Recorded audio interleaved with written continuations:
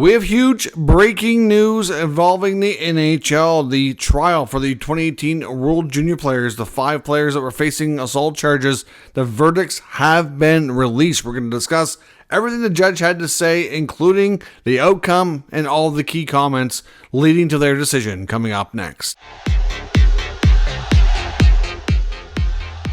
So welcome back to another video here at Top Shelf Hockey. As I mentioned, we have some pretty significant breaking news involving 5 former NHL players. Of course, this story's been dragging on for an extended period of time. This case first came to be a few years ago, gone through the trial, and now we get the verdict. So the 5 players, in case you aren't up to date, just real quick here, of course, you have former Flyers goalie Carter Hart, former Devils Michael McLeod and Cal Foote, former Senator Alex Formenton, and Calgary Flames forward Dylan Dube, all accused of sexual assault from a 2018 incident that took place in London, Ontario, after them and many of their other teammates were celebrating their gold medal victory at the World Junior Tournament earlier that year. It was an event put on by Hockey Canada to get their rings and to celebrate the win. And this incident was something that came up and had been accused during that time. So basically, to kind of summarize here, we do have a not guilty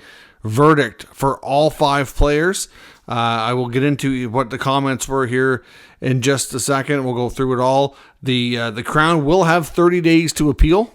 But the basis for an appeal would be a serious error in the legal reasoning behind the explanation and the verdict, which I just don't think is going to happen, or I think it'd be unlikely to be successful based on how everything was described, but we'll see what the Crown ends up deciding. So they could still appeal this. It may not be completely over, but yeah, for now, we have a case of 5 players on all counts. Michael McLeod had an extra charge, not guilty on all accounts.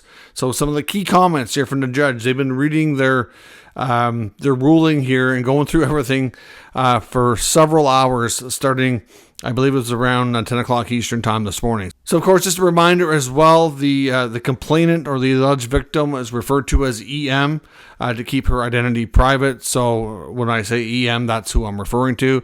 So the judge says that she did not find the evidence of EM credible or reliable, and that the Crown cannot meet the onus on any count. In this case, she says she has found actual consent, not vitiated by fear. So she feels that this was a consensual situation and not a situation where she was consenting because she was feared for her safety. The judge found EM to be sober in the videos, which, when the videos where they had her say she was consensual at 3 or 4 in the morning. She said there was no slurring and just didn't appear to be as intoxicated as she was letting on. The judge also does highlight the concept of proof beyond a reasonable doubt as well as the cornerstone of the legal system, she says. So obviously she said, she's seen a lot of, the key phrase being used a lot by a lot of people, especially through social media around, believe victims. And you do want to believe victims, but at the same time, you have to prove beyond reasonable doubt that the people you're accusing were indeed guilty. And now there's also a difference, I'll remind people too, between not guilty and innocent.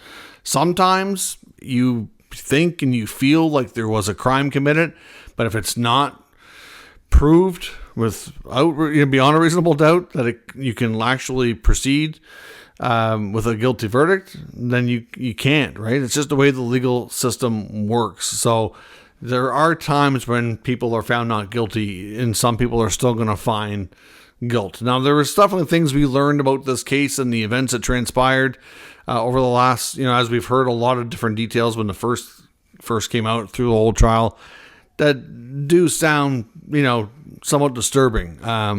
But based on all the evidence, based on everything that the Crown presented, the judge could not find reasonable doubt to have a guilty plea. She says that the accused players were not required to prove that EM consented. The burden is on the Crown to prove that EM was not consenting. So basically, the ones prosecuting, they have to prove that she was not consenting, whereas the defense, they only have to raise doubt that there was, right? So it's a different perspective from each side. So certainly we have to look at that. The Crown must prove that the accused knew or were willfully blind to the complainant, absent of consent of all the activities that took place. The judge also went on to say that she feels that EM filled gaps in her memories with assumptions, some troubling aspects of how EM answered questions. For example, she even brought up the fact that when she was interviewed, she was asked about her weight, and she said she was 120 pounds. Medical records show she was 138 pounds. When confronted with inconsistencies, she had a tendency to blame others, including the detective, including the lawyers. Some of the testimony was proven wrong, which compared to the video evidence that was submitted as well. And she also doesn't believe that the complainant EM was as drunk and as intoxicated as she let on. She believes she exaggerated her level of intoxication. She said that, looking at the videos from the bar especially, she had no issues with walking and dancing in high heels, even though she testified that, she was having a hard time standing up, for example. So some inconsistencies in that sense.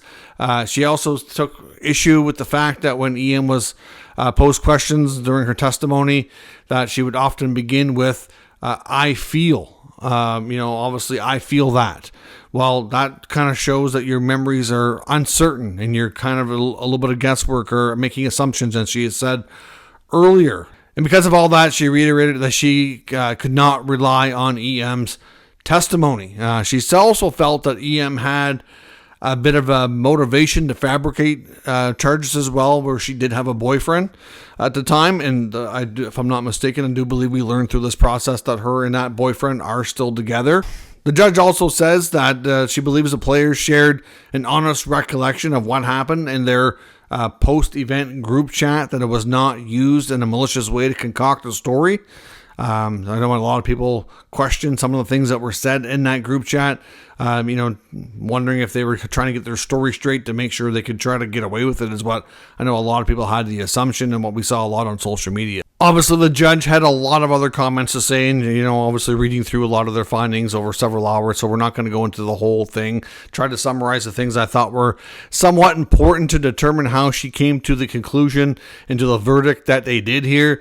Again, with each player, she read out, start with Carter Hart, indicating that the burden is on the Crown to prove that it wasn't consensual. And she said on Carter Hart, on the totality of evidence, that they have failed to do so. So he was found not guilty. She concludes that and accepted the explanation that he asked for oral, and she agreed and thus did it, and then he's the one that ended it before it was even finished. Alex Formenton, she said, was not guilty as well. Judge accepted that their encounter when they went to the bathroom was consensual. Cal Foote also found not guilty as well. He was accused of doing the splits over her while she was laying on the ground. The case against Foote was very different, the judge said, as he did not actually have any kind of sexual contact per se like the other players had. She said that when EM was pressed on why she did not tell the detective that the man doing the splits above her was naked, she said she found it difficult to say, even though yet she described all the other acts that happened with more detail. I know the players said that testified, whether it be a combination of Carter Hart, I believe, and some of the other players that were not accused of anything, said that for the ones who witnesses, said that he was dressed at the time. Dylan Dube found not guilty as well, of course, basically did not adequately establish that, because he was accused of smacking her on the behind, that was not adequately established that this was considered assault. She did not say any words. There was no words spoken, supposedly, between the two before she performed on him. So, again, there's nothing there that the judge could define as not consensual. And, of course, Michael McLeod, who she first met up with at the bar and was the first person here to kind of have activity with her. She had agreed their original interaction was fully consensual. It was everything that happened afterwards that she claimed was not. On the first count, which was, of course, of assault, he was found not guilty, and he was also facing a second charge of being a party to the assault, and he was also found not guilty there. Of course, if it's not deemed that the other players were assaulting, I guess you can't really have him being a party to the assault either, I suppose. So yeah, all 5 players were found not guilty. I don't know what this means for the future. We'll have to see if there's any type of appeal. As I said, they have 30 days to do so. Will these players resume their hockey careers is a big question a lot of people are asking. Will NHL teams be willing to give them a second chance now that they've been acquitted of these charges? It's difficult to say. I know there was some rumors about Carter Hart and the Edmonton Oilers. Some Oilers reporters have claimed that not to be true. We'll see. I know Michael McLeod had been playing previously in the KHL for a while, and that team had made it clear that he would be welcome back there if everything went in a not guilty outcome. So I suspect he'll at the very least have an opportunity to return there. I don't know if the Devils or any other team in the NHL will have interest here. We'll have to wait and see what this means. Alex Formenton, out of all of these players, is the furthest removed from playing. He hasn't played in North America. I think it's 3 years now. He had played in Switzerland for a while, but he's been the furthest removed, like the longest time period since he's played. And I know the last update was that he had moved on from hockey and was working construction in Barrie, Ontario. So technically the Ottawa Senators still own his rights because he went as an unsigned restricted free agent long before the charges were actually being laid, where all the other players took leave of absences from their teams as the charges were being laid. So it was a different scenario, and afterwards, in a sense, they've all become unrestricted free agents. So yeah, so we'll have to see. I don't know. I mean, I know there's going to be mixed opinions out there. Some are going to say that they should never return to the NHL. Some are going to say they had their names cleared, they should be given a second chance. And I don't know how NHL teams are going to view this. It's really, honestly, it's difficult to say. For right now, all we know is that these 5 players were deemed not guilty by the judge. As far as the futures, we'll have to see. Like I said, I expect a mixed variety of opinions on this and what can happen next for these players. So, if you're comfortable, explain your thoughts in the comments. It can be discussed as a community, and we'll see where this goes and see if this is the end of this story, or will it continue with an appeal? Will it continue as we discuss these players if there is any type of return to hockey? Let me know in the comments and we'll discuss further. If you're new to the channel, make sure you subscribe and stick around. We'll keep you up to date with all the news, rumors, and analysis of all 32 NHL teams. Thanks for watching. I'll catch you next time.